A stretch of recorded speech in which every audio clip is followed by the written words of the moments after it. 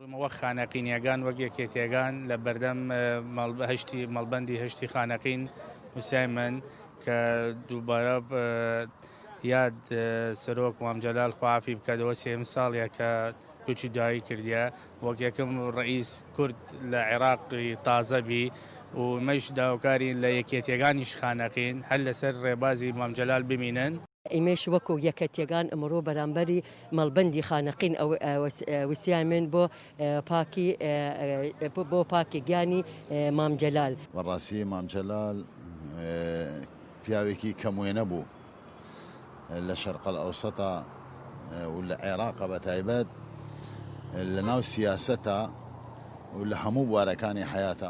باب جەلال شعارێکێ بوو دایمەن ئەیوت یا کەرکک و خانەقین یا تاماوین ئەجەنگین. بەڕاستی باب جەلال جگەل لە کەرکک و خانەقینیش هەوڵی ئادا بەرەو مەندەلیشە ڕۆیشت بەرەو سنووری مەندەلیشە چوو.